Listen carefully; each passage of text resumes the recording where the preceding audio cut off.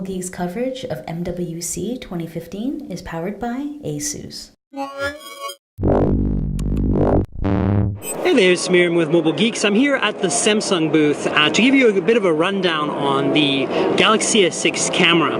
I have a Galaxy Edge here, Galaxy S6 Edge, and as you know, both devices share a camera, which is, you can see the interface here. And what's really unique about this camera is that it is an f/1.9 lens. It's an incredibly fast lens. It gathers a lot of natural light, so it's great for low light performance. But in addition to that, Samsung put optical image stabilization and a 16 megapixel sensor, which is identical to what they have on the Note 4. Now, the f/1.9 though is unique to the GS6 and GS6 Edge, and so I wanted to kind of give you a bit of a rundown on what this camera can do, what its features are. So as you can see here, we've got the basic UI.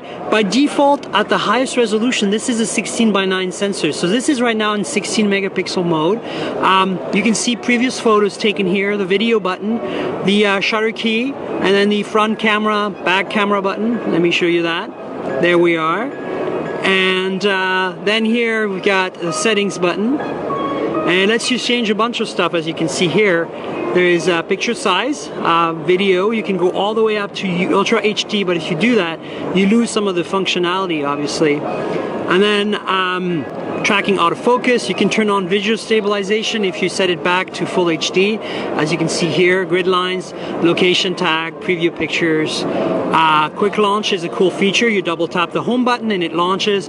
Volume keys, I've got them set to zoom. That's my preference. By default, I think it's set to take a picture.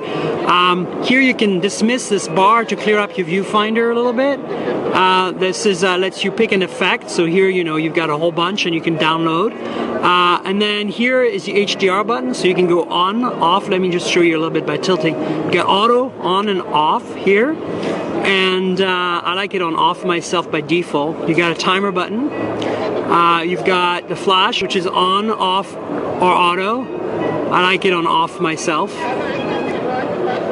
And so that's it in a nutshell in terms of the main camera UI. If you go into modes, as you can see, I set the buttons, the volume buttons down here to be zoom, so you can zoom in and out.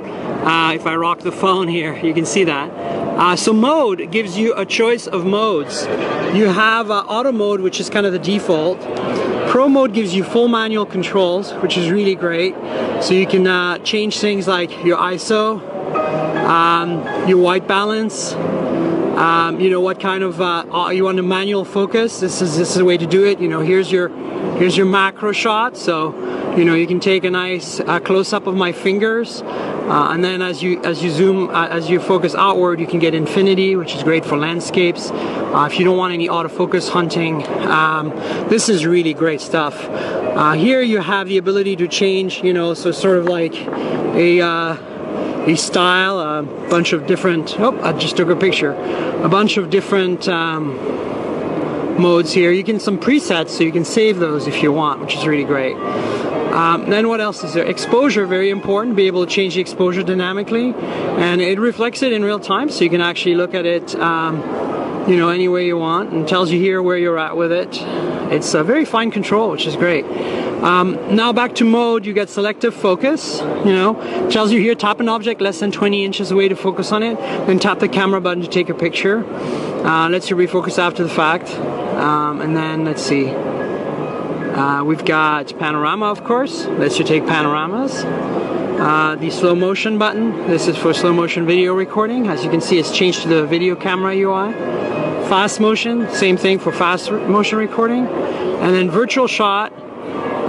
So this tells you tap the camera button, then circle around an object, and it'll give you a virtual view. It's just kind of a cool feature. And then you can download more cameras, which is, as you can see here, kind of a cool feature. So going back to mode and going back to auto, yeah, I mean, this is kind of cool. I just, by the way, showed you the effects, so you can download more effects, of course, here again.